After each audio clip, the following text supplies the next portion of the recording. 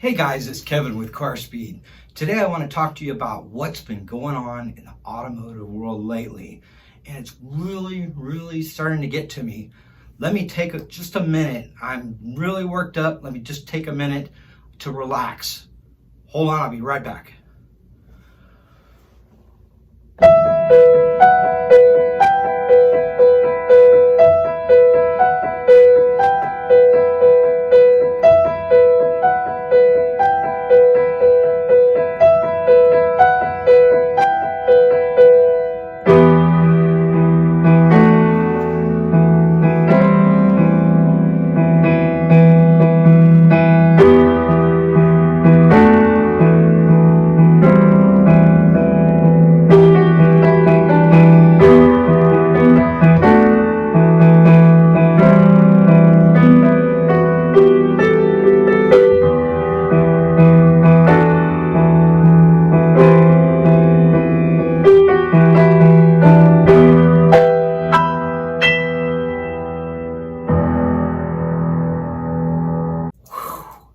Okay, that's slightly better. I find that music kind of relaxes me, and it's one of my hobbies. The other hobby is, automotive sports, driving, classic cars, car repair, and normally it just makes me really happy and calm.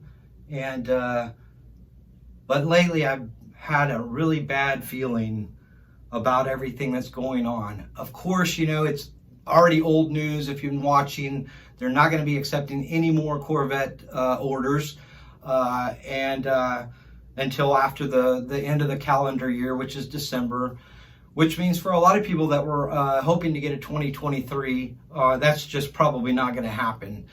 And for people at the end of the line, maybe they won't get one at all. Either way, it's just very stressful. And to compound matters, though, what I want to talk to you today is about YouTubers and how the automotive industry is attempting to influence these YouTubers, with various methods. And so we all saw, Amelia Hartford go, and she did the video with one of the first videos with Chevrolet about the Z06 when they unveiled it. Great video, just really exciting. I mean, that was just a great time for most of the Corvette people that were looking forward to this, new variant of an already, outstanding car. And so who better to, help us enjoy that journey than Amelia Hartford, because she's kind of the sweetheart of the automotive world, and we all love her, right? And so, she went. I'm sure they invited her. It was probably, first class trip. And she went up there and got to see, what was going on with the C8 Z06, right? So I don't have a problem with that. Not at all. But what I do have a problem with is what's happened most recently, which is, of course, Speed Phenom. Well, recently, before that, let's just back up. About the allocations that have been released, that 90 something of them were for people that were either VIPs, celebrities, or influencers, right? And so, I mean, come on, that's how we're going to do this. That's how we're going to play this. Can't we just take the deposits in the order that they were given, and give everybody an equal chance at getting one of these fantastic cars? Do we have to shave off a large part of those and give those to celebrities and people to hype the car? Isn't the car already hyped enough? I mean, isn't it? Haven't you guys, don't you think you've done enough? We really want the car, okay? Please, can we have the car, masters? Please, can we have one? Yes, we want to buy one. We already think it's a great car. We think it's an outstanding car. Some of the things that we've done, that you guys have done, have made us feel a little apprehensive about the car. You're like, can we believe all the hype? We don't know if it's just magical marketing or whether it really is a supercar. That much is to be determined. And to prove my point, let's talk about what happened with Speed Phenom. We all know, that guy is so excited. He's so positive about everything. His videos, are really great content. The video production of his videos are great. But what you have to ask yourself is this is really an automotive journalist perspective of the car. YouTube's kind of a new frontier for marketing, and a lot of companies are trying to take advantage of that. And like inviting first, Amelia Hartford, then recently Dodge with with Racer X, inviting him up for Speed Week, and all of a sudden, oh, the Hornet's great, like all this electric car is going to be great. Don't worry, like their tunes have changed a little bit from what you would normally see from them, and certainly different than what you would see from a automotive journalist from a credible magazine like Car and Driver. Like they would never, I don't think the automotive journalist would agree to go over there and not ask any questions, right? Go over there, ride in the car, sign something saying that they're going to talk about how the car rides. Same thing with Amelia recently. Hey, I'm going to sign this form saying I'm not going to talk about how the car rides, but you could just talk about how great the car is with, just don't tell them how it rides or anything to do with that, Like that's what makes people suspect. It makes me suspect, and it makes me think that these guys are doing this to maybe not for money, right? But to get an allocation for the car. And again, that evidence is clear because they carved out a big batch of the very first ones for celebrities and influencers, right? And so they probably, in the corporate world, the way things work is that they kind of size you up, right? They determine how your perspective is going to play out, right? So they've chosen these young people, well, maybe not Racer X, but anyways, Amelia and, Austin, they've chosen these people because they feel like they're going to be able to influence them without them asking the hard-hitting question that an actual journalist would ask.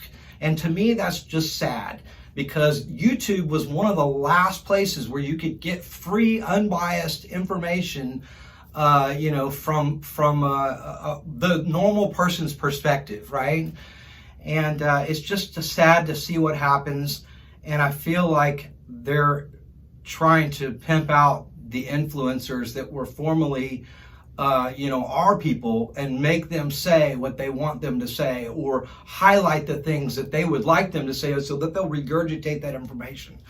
If you just watch the last video on Speed Phenom's channel, it talks about the fact that, what is the title of it? C8 Z06 about to drop soon.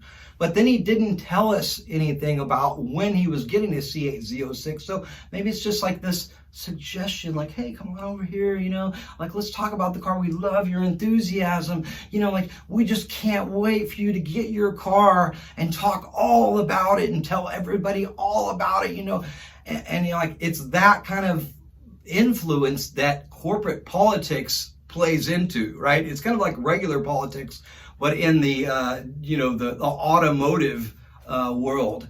And so that's what I wanted to talk about today. And I think that's sad that they're looking at this in kind of an opportunistic fashion, without thinking about how this is playing out with their customers. We don't want to see any more marketing videos about the car until the car comes out. We miss the good old days. Well, at least I do. You know how I found out about new cars? Is I'd be driving down Main Street in any town, USA, and I would look over, and in the window of the dealership, I would see their newest product, the new Corvette, the new whatever it is, Chevy Camaro, whatever it was that was exciting. They'd have it right up front, and you'd be able to see it, and you'd be able to go inside, and you'd be able to look at the price tag and see how much that car is, and you'd be able to buy that car right then. No, this back and forth, this and that. You just told us that you're releasing, we're starting production in September, and then less than 2 weeks later, they tell you, by the way, we're not taking any more orders for the rest of the year. Like, make up your freaking mind. Are we going to have some cars? Or are we not going to have some cars? If we're not going to have any cars, just be quiet until we're ready to unveil this damn car for real. Because all you're doing is pissing off your loyal customers like me. We're not a bunch of mamsy-pamses. We're car guys. You know what I'm saying? We like to get our hands dirty. We like to turn them wrenches, and we like to get into these cars and dig into these cars. And we're manly men, okay? And you guys are acting like we're a bunch of teenagers waiting for some new jeans to drop, right? Okay, some new bell bottoms to come out at the store. And that's just not the case. And I'm sad to see that they are going to now try to attempt to take over YouTube, which was one of our last places to get, information from the free and unbiased press. And I think that's really sad, and I hope that those guys will look at this and see this video and be upset and think to themselves, am I really playing into their hands, or am I really practicing real journalism?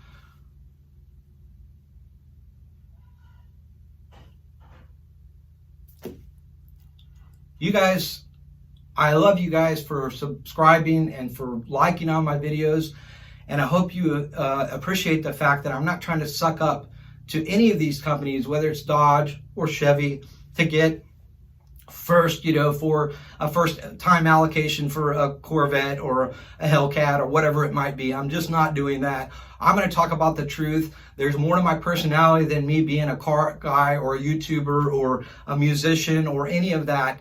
I'm very opinionated, and I'm going to keep giving you guys my opinion, and I'm going to keep trying to uncover the truth and give you guys opportunities to look at different perspectives about what's going on in the automotive community, because I don't like it. I'm sick of it, and I'm sure you guys are too. You guys have a great day, and we'll talk to you guys next time.